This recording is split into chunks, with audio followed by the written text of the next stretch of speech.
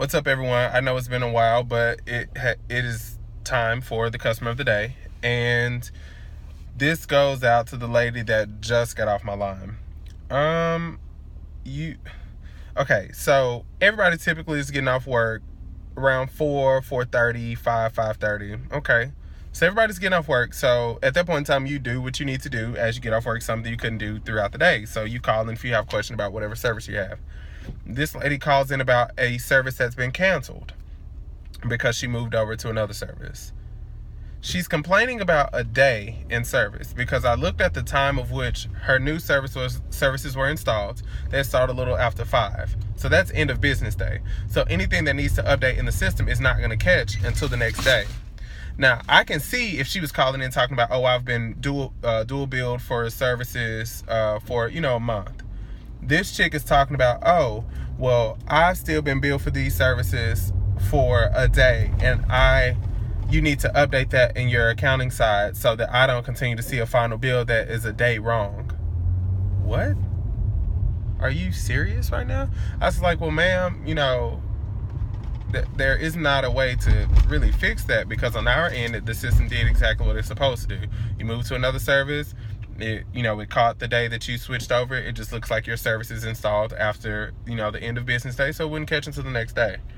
She said, yeah, well, what am I going to do about my credit? Are you going to give me my money back? I was like, we did. We gave you $34.17. No, what about the additional money for that day? I said, okay, well, let me break that down. I was like, she was like, well, I pay $70 a month. I said, no, you really don't pay $70 a month. I said, you have $24 in taxes. So you subtract that $24 and that tells you what we physically charge you. Then you take that amount and divide it by 30. Now we've already given you $33 back or $36 and some change back. So you take that amount, break it down by another 30 and add on that day back to it. Well, that comes out to be like $1.32. So you're going to send me a check for that? No, because the account already closed. Well, by law, you have to give me that money back. We did. You changed something at the end of business day, which means we gave you the money back of which you physically paid for. Now, the system is just telling you that that's the day of which your bill printed to show is closed. You really weren't billed for that day. So I'm just going to have to go get an attorney? I was like, ma'am, with all due respect, if you got an attorney over $1.32, I'm pretty sure they would laugh at you. I don't even think anybody would want to take that case for $1.32. Well, do you know how much I can do with $1.32? I said, honestly, ma'am, not much. Not much. And especially if you live in Tennessee, you're really not doing much with that 10% sales tax. You're not doing much. I just don't understand this. You act like it's coming out of your pocket. I was like, no, I'm not acting like that. I was like, but you've complained about being on hold to say that we owe you $1.32. Honestly, I wouldn't even waste a breath over it. It's $1.32. I mean, that's just not fair. How is this as a customer? How is this fair to a customer? I said, ma'am, at your job, when you leave work and a customer puts in something for that day and it's the end of business day, don't you set forth and tell them that it does not get processed until the next business day? When you make a payment, if you make that payment after whatever time they tell you that their systems are moving on to the next business day, won't you receive documentation that's going to tell you that that's for the next day? Well, yeah, but that's not the same.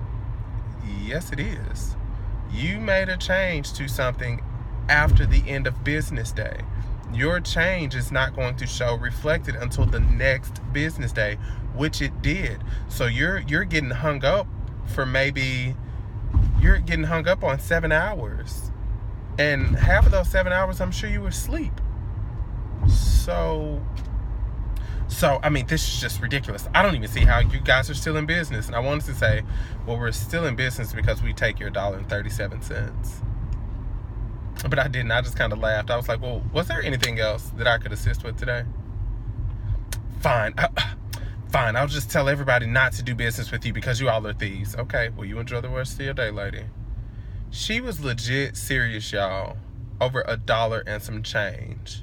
And I Googled her address. She shouldn't have been pressed about nothing.